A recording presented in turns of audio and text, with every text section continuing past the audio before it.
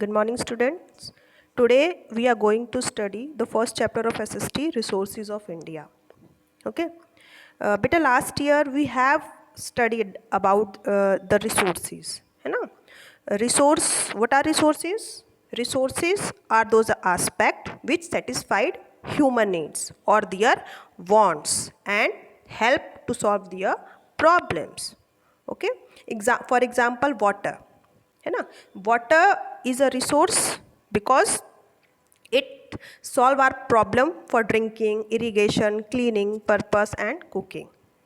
है ना? इसी तरीके से और भी चीज़ें हैं जो ह्यूमन नीड्स को सेटिस्फाइड करती हैं. उन सब वो हर चीज़ the every aspect which fulfil human needs are known as resources. Resources human life को ईजी और सिंपल बनाते हैं. We know that primitive man were completely dependent on nature. है ना? जो आदि मानव जिन्हें हम कहते हैं वो अपने हर नीड के लिए टोटली नेचर पर ही डिपेंडेंट थे. Nature gave them shelter, food, clothing, everything. है ना? तो प्रिमिटिव मैन टोटली अपने हर वांट्स के लिए, अपने हर नीड के लिए नेचर पर डिपेंडेंट थे. धीरे धीरे ह्यूमन बीइंग ने नेचर के एलिमेंट्स को अपनी इंटेलिजेंसी से अपनी ज़रूरतों को पूरा करने के लिए उसको यूज़ करने लगे. आज के समय पे वो कंट्रीज़ जहाँ पर ज़्यादा रिसोर्सेज हैं वो डेवलप्ड और प्रॉस्पेरस कंट्रीज़ की श्रेणी में आते हैं. है ना? तो resources are very important in our life. Okay. These are very important for the development of our life. Okay. तो हमें सबसे पहले जानना होगा कि नेचर के एलिमेंट्स जो हैं, है ना, वो रिसोर्सेज हैं जो ह्यूमन नीड को फुलफिल करते हैं. नेचर के जो एलिमेंट्स हैं वही रिसोर्स हैं. पहले हमें नेचुरल रिसोर्सेज के बारे में पढ़ना होगा. है ना? ह्यूमन बींग्स, ह्यूमन को भगवान ने ब्रेन दिया है, तो वो अपनी इंटेलिजेंसी से किसी भी नेचुरल एलिमेंट को या सब्सटेंस को या मटेरियल को रिसोर्स में कन्वर्ट कर सकता है. अपनी नीड्स को फुलफिल करने के लिए ह्यूमन ने नेचुरल एलिमेंट को यूज़फुल बनाया है और अपनी इंटेलिजेंसी से उसे वैल्यूएबल बनाया है, अपनी स्किल से, अपनी टेक्निकल नॉलेज से. है ना? तो इसी प्रोसेस के थ्रू नेचुरल एलिमेंट जो हैं वो रिसोर्सेज बनते हैं. इन शॉर्ट हम कह सकते हैं कि नेचुरल एलिमेंट रिसोर्स तब बनते हैं जब मैन उन्हें मॉडिफाई करता है. वो तब ज़्यादा यूज़फुल बनते हैं और तब ज़्यादा वैल्यूएबल बनते हैं जब वो उन्हें अपनी इंटेलिजेंसी, स्किल और टेक्निकल नॉलेज से वैल्यूएबल बनाता है. है ना? लाइक वाटर है, रिवर में वाटर है, ठीक है. Water is a natural resource, you know that. है ना? बट वो रिवर वाटर हमारे लिए या ह्यूमन बीइंग के लिए तब तक रिसोर्स नहीं बनता है जब तक ह्यूमन बीइंग उस वाटर का यूज़ इरिगेशन के लिए या ड्रिंकिंग के लिए या फिर इलेक्ट्रिसिटी जनरेशन के लिए या फिर डैम किसी और पर्पस के लिए अपने लिए यूज़फुल नहीं बना लेता. ठीक है?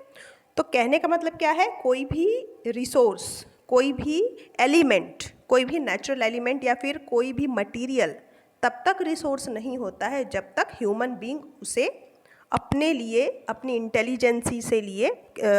इंटेलिजेंसी से उसे वैल्यूएबल नहीं बनाता. ओके. तो यूजुअली रिसोर्सेज जो हैं वो नेचुरल रिसोर्स हैं. ठीक है? ये आप यहाँ देख रहे होंगे नेचुरल रिसोर्सेज कौन कौन से दिए हुए हैं यहाँ पर. Soil, water, forest, wildlife, minerals, powers, air and land. These are natural resource. All these resources are given from nature, so these are called natural resource. Okay. Usually resources natural होते हैं, है ना. इसमें कुछ geologist के through resources के, natural resource के कुछ डेफिनेशंस दी हुई हैं. जैसे पहला डेफिनेशन है मैकनॉल PE. उन्होंने जो डेफिनेशन दी है इसके अकॉर्डिंग नेचुरल रिसोर्सेज वो रिसोर्स होते हैं जो हमें नेचर प्रोवाइड करता है और जो मैन के लिए यूज़फुल होते हैं. इस प्रोसेस में जो मटेरियल हैं उनको कन्वर्ट किया जाता है रिसोर्सेज में. ठीक है। तो मैन का रोल जो है इसमें सुप्रीम होता है। समझ में आया आपको? जो ह्यूमन का रोल है किसी भी नेचुरल एलिमेंट को रिसोर्स बनाने में सबसे ज़्यादा इम्पॉर्टेंट है। एक एजुकेटेड और स्किल्ड हेल्दी मैन जो है वो किसी भी कंट्री के लिए सबसे बड़ा रिसोर्स होता है। समझ में आया? ऐसा क्यों है? क्योंकि ह्यूमन बीइंग ही नेचुरल एलिमेंट्स को रिसोर्स बनाते हैं। अगर उसमें इंटेलिजेंसी ना हो, अगर ह्यूमन बीइंग स्किल्ड ना हो, उसे टेक्निकल नॉलेज ना हो, तो कोई भी नेचुरल एलिमेंट या कोई भी मटेरियल रिसोर्स में कन्वर्ट नहीं हो सकता। Got it? इसीलिए human being is the most valuable resource for a country. Now हम पढ़ेंगे क्लासिफिकेशन ऑफ रिसोर्सेज, है ना।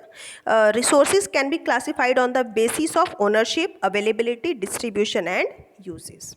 ये 4 बेसिस दिए गए हैं जिनके बेस पर रिसोर्सेज का क्लासिफिकेशन किया गया है ना। First is basis of ownership, है ना।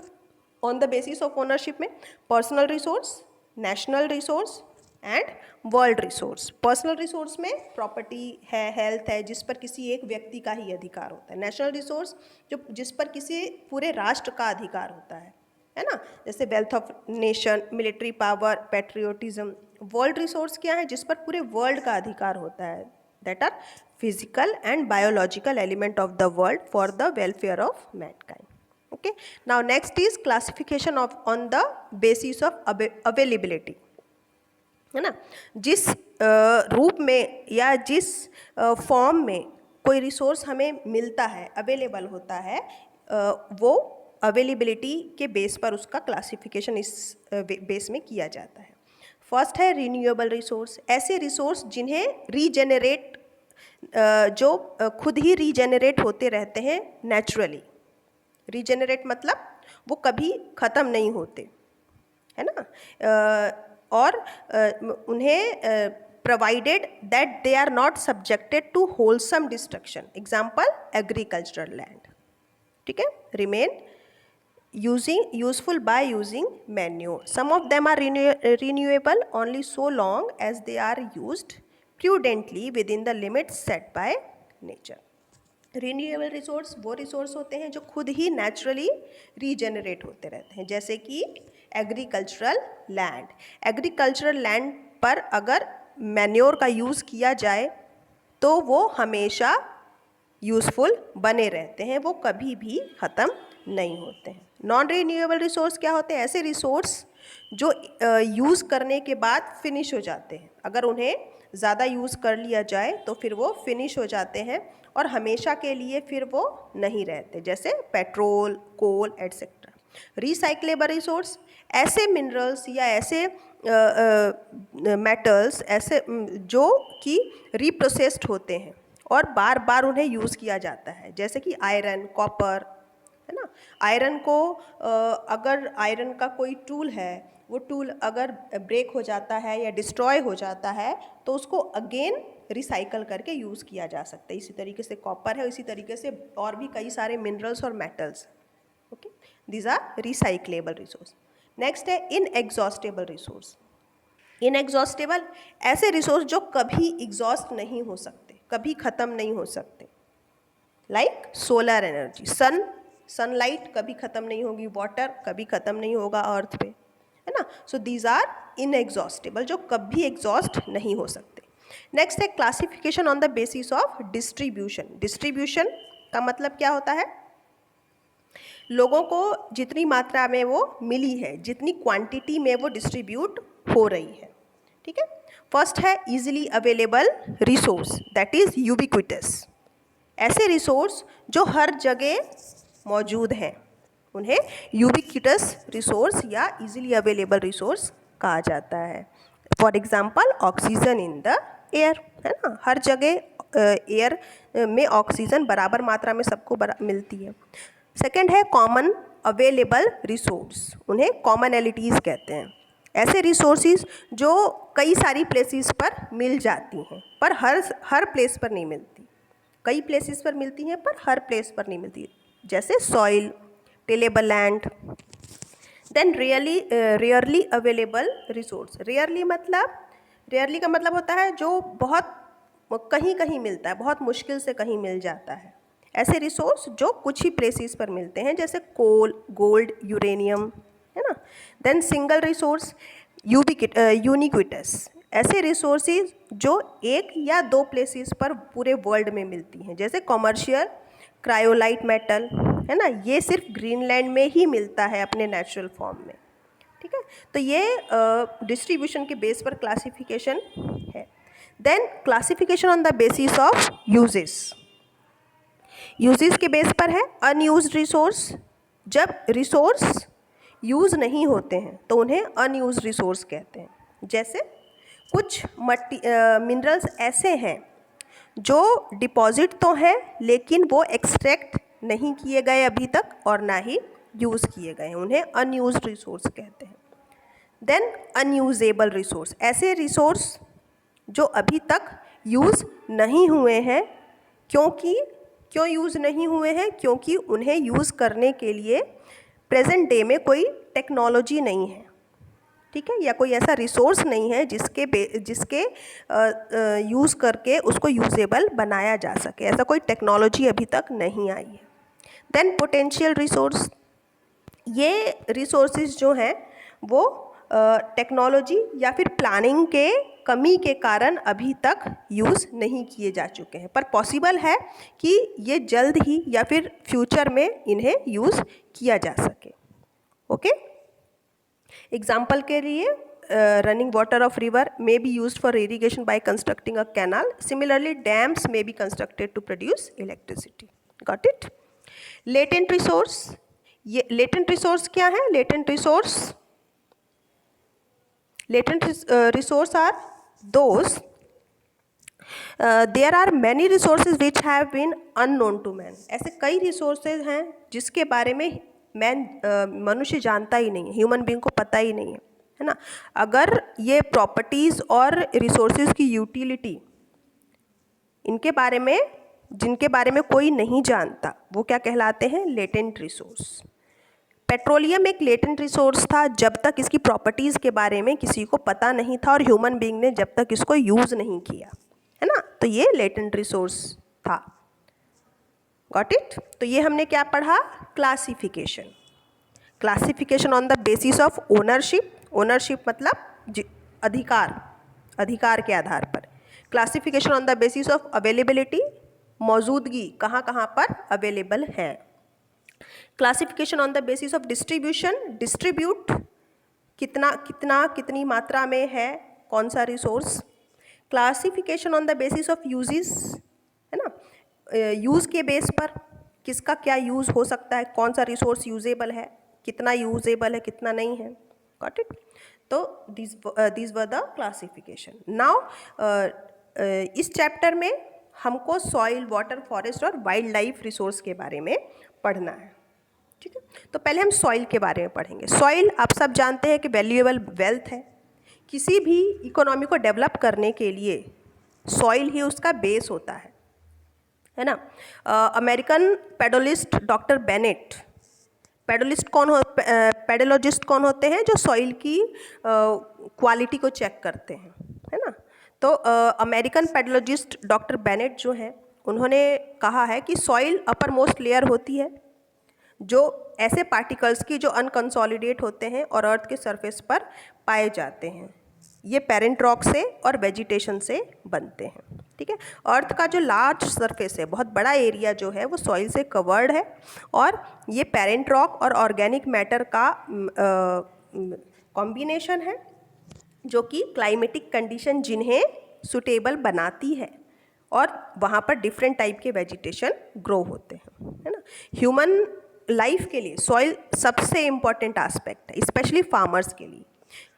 ह्यूमन की पूरी लाइफ ही एक्चुअली सॉइल पर डिपेंडेंट है। जितने भी लिविंग ऑर्गेनिजम्स हैं वो अपना फूड डायरेक्टली या इनडायरेक्टली सॉइल से ही लेते हैं।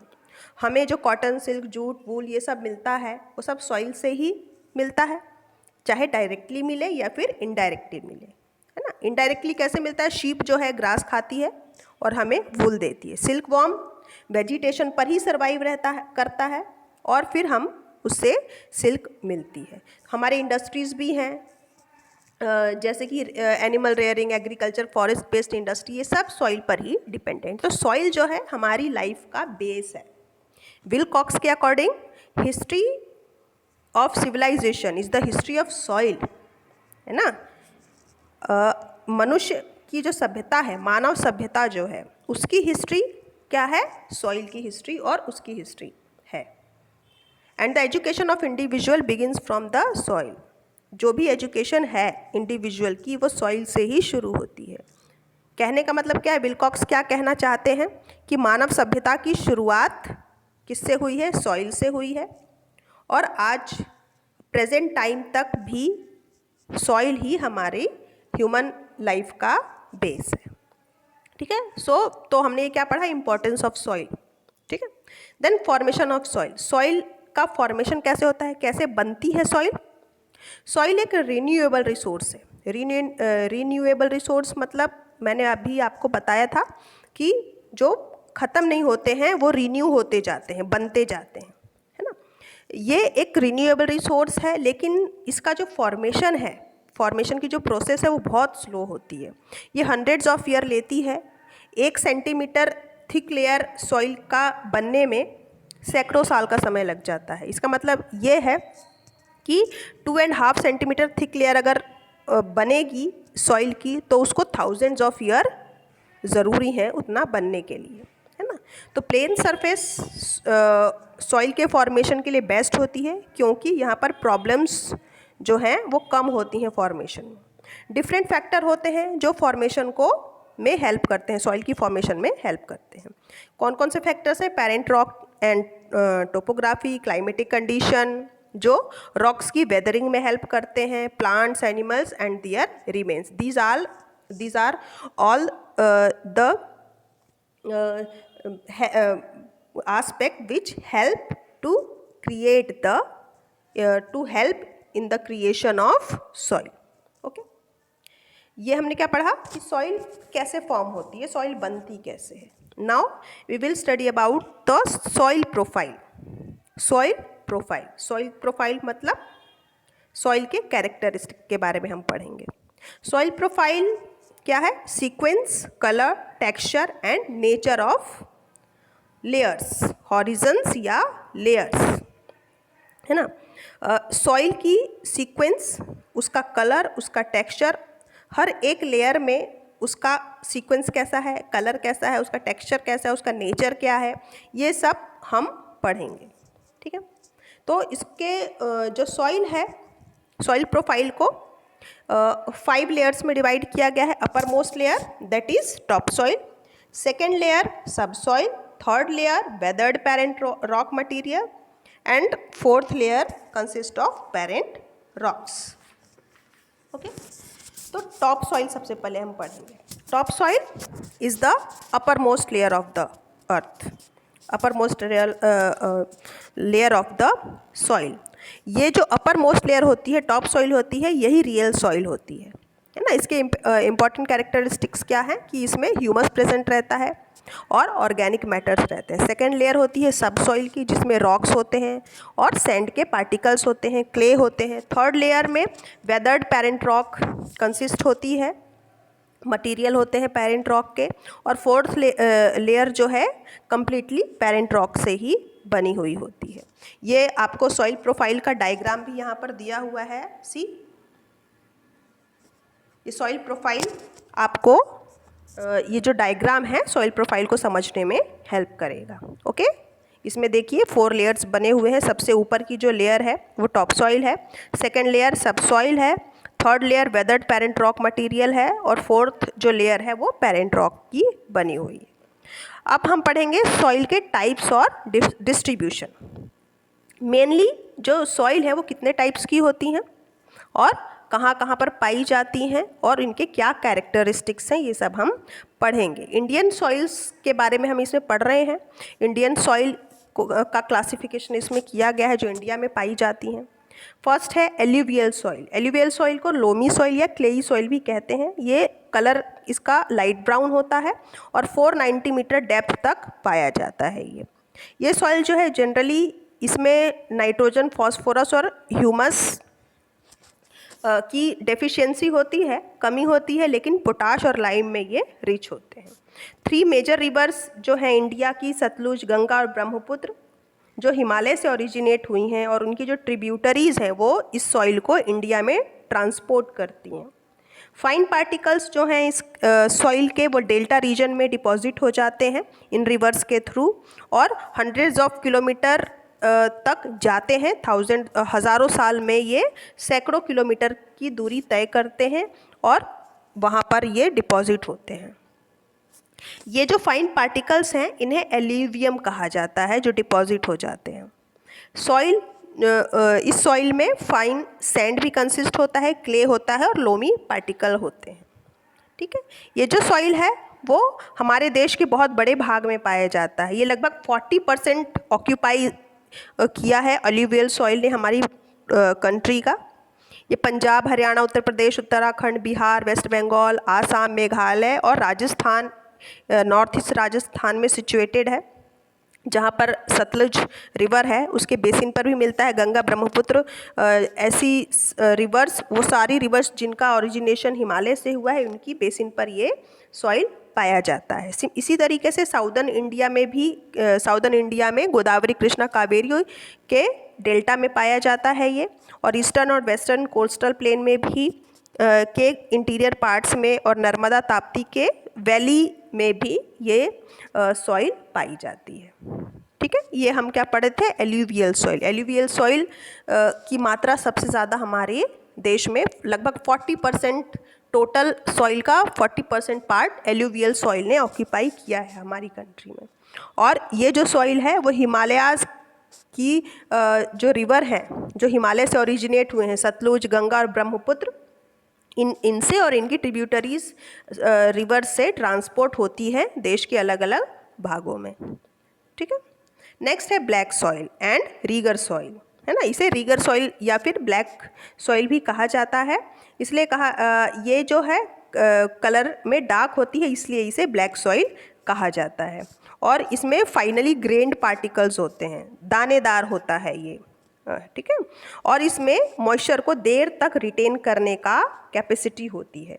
जनरली इसमें नाइट्रोजन, फॉस्फोरस और ह्यूमस की डेफिशिएंसी होती है, but potash, lime, magnesium, aluminium और आयरन में ये रिच होता है।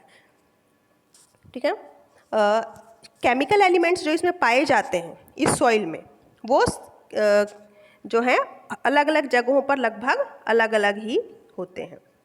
ठीक है, जब ये वेट हो जाता है तो ये स्टिकी हो जाता है और ड्राई होने के बाद ये इसमें क्रैक्स आ जाते हैं ब्लैक सॉइल में। ये जो क्रैक्स हैं वो सॉइल में एयर को मिक्स करने में हेल्प करते हैं। हमारे देश में, इंडिया में, ये गुजरात से लेकर के अमरकंटक और बेलगांव से लेकर के गुना तक पाया जाता है। ठीक है, इसका अकरेंस जो है डेक्कन ट्रैप में Maharashtra, Marathwada, Madhya Pradesh, southern part of Orissa, northern district of Karnataka, southern and western area of Andhra Pradesh, Tamil Nadu and Uttar Pradesh में हुआ है।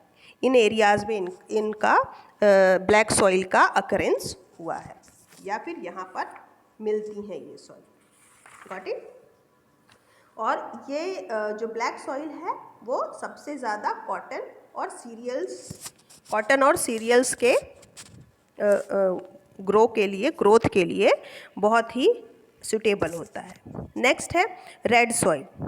ठीक, रेड सॉइल जो है वो मेटामॉर्फिक रॉक्स के क्रिस्टलाइजेशन और डिसइंटीग्रेशन से बनता है। ड्राई और वेट क्लाइमेट में जब मेटामॉर्फिक रॉक्स का डिसइंटीग्रेशन होता है और क्रिस्टलिन के जो कण होते हैं उसमें मिक्स होते हैं, तो रेड सॉइल का फॉर्मेशन होता है। ठीक है, कंटिन्यू हीट हिल स्लोप्स पर होती हैं ताप्ती रिवर वैली में, तब ये डिसइंटीग्रेट होते हैं रॉक्स जिनमें आयरन प्रेजेंट होती है, और ये जो रॉक्स हैं जब सॉइल के साथ मिक्स हो जाते हैं तो ये उसको रेड कलर देते हैं। ठीक है। रेड सॉइल का कलर कैसा होता है, ब्राउन, चॉकलेट, येलो, और कुछ प्लेसेस पर ये ब्लैक कलर का भी होता है। इसकी डेप्थ और फर्टिलिटी हर जगह सेम नहीं होती है, अलग अलग जगहों पर अलग अलग टाइप के रॉक्स से ये बनता है। ये पोरस होता है नेचर में। पोरस मतलब क्या होता है, जिसमें छोटे छोटे होल्स होते हैं, छेद होते हैं। तो इसका नेचर कैसा है, ये नेचर में पोरस है और फर्टाइल है। जब ये बहुत ही फाइन और थिक होता है तो सबसे ज़्यादा फर्टिलिटी होती है इसमें, और इसमें आयरन, एल्यूमिनियम और लाइम प्रेजेंट होता है। अपलैंड में ये जो सॉइल है वो थिन होती है, पुअर होती है, ग्रेवली होती है, स्टोनी होती है, पोरस होती है और कलर में लाइट होती है। लेकिन लो लैंड्स में ये रिच होती है, डीप डार्क कलर होता है इसका, फर्टाइल होती है और कलर इसका रेड होता है। तो लो लैंड्स में ही इसकी फर्टिलिटी ज़्यादा होती है रेड सॉइल की। ठीक है। रेड सॉइल हमारी कंट्री में उत्तराखंड के बुंदेलखंड से लेकर के साउदर्न पेनिनसुला, मध्य प्रदेश में, झारखंड, वेस्ट बंगाल, मेघालय, नागालैंड, उत्तर प्रदेश, राजस्थान, तमिलनाडु और महाराष्ट्र में पाया जाता है।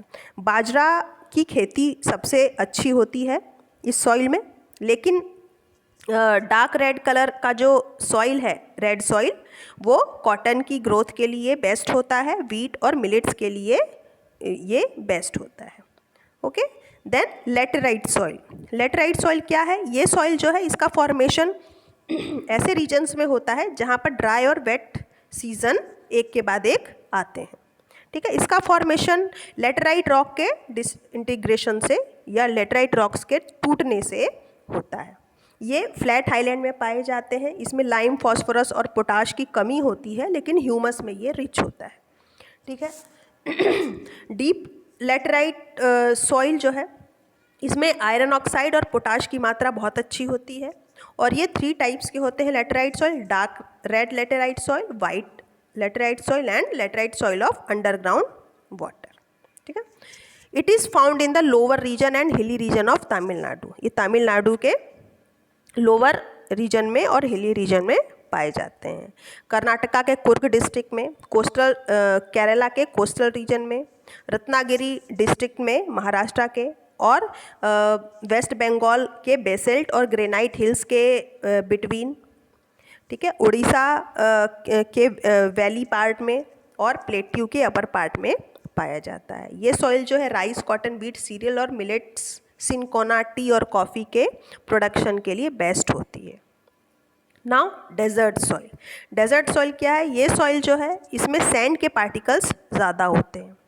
सॉइल, डेजर्ट सॉइल जो है रन ऑफ कच्छ में डिपॉजिट होती है। ठीक है। क्योंकि यहाँ पर वेस्ट ड्राई रीजन होता है ये, और यहाँ पर साउथ वेस्ट मानसून के कारण यहाँ का जो पूरा क्षेत्र होता है, एरिया जो पूरा होता है, ये ड्राई रहता है। तो यहाँ पर डेजर्ट सॉइल होती है, कंसिस्ट होती है। इसमें लार्ज अमाउंट में सॉल्यूबल सॉल्ट कंटेंट होते हैं। मॉइस्चर और ह्यूमस इसमें बहुत कम होता है, लेकिन इरिगेशन की फैसिलिटी अगर अच्छी है तो ये सॉइल भी फर्टाइल हो जाता है। वीट, शुगरकेन, कॉटन, ज्वार, बाजरा और वेजिटेबल्स इस सॉइल में ग्रो किए जाते हैं। इरिगेशन फैसिलिटी की कमी के कारण, अगर इरिगेशन की अच्छी फैसिलिटी नहीं है तो फिर ये एरिया वेस्टलैंड में कन्वर्ट हो जाता है। ठीक है। इस टाइप की जो सॉइल है वो ड्राई रीजन में ही पाई जाती है, specially Rajasthan, Gujarat, southern Punjab, southern Haryana और वेस्टर्न उत्तर प्रदेश के कुछ पार्ट्स में पाई जाती है। ठीक है। Then mountain soil. इस तरह की जो सॉइल है वो हिमालयन रेंजेस में पाई जाती है।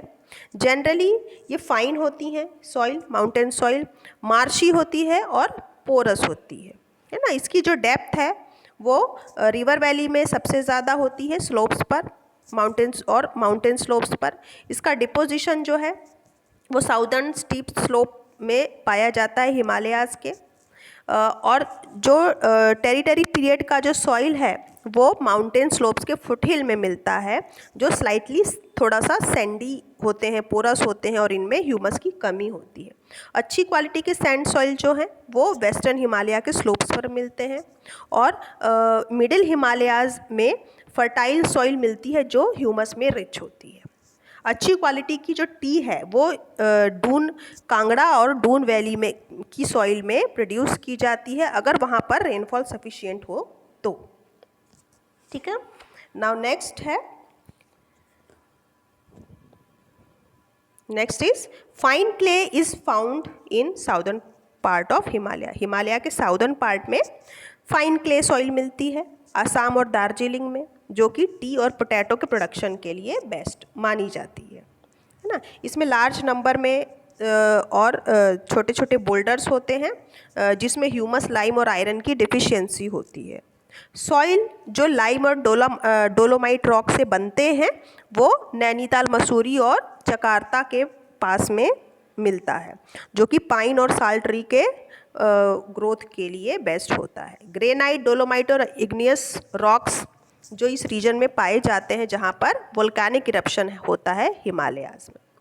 ठीक है, तो ये क्या हमने पढ़े, types of soil. Different different places में, डिफरेंट डिफरेंट एरियाज़ में डिफरेंट टाइप के सॉइल्स हमको मिलते हैं। ठीक है, now we have to study about the soil erosion, है ना। So we will study the soil erosion in our next class. Till then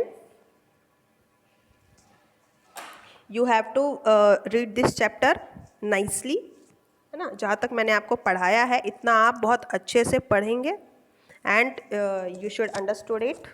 अगर आपको कहीं भी कुछ डाउट होता है, प्रॉब्लम होती है, then you can call me and ask me. Okay, ना गुड बाय।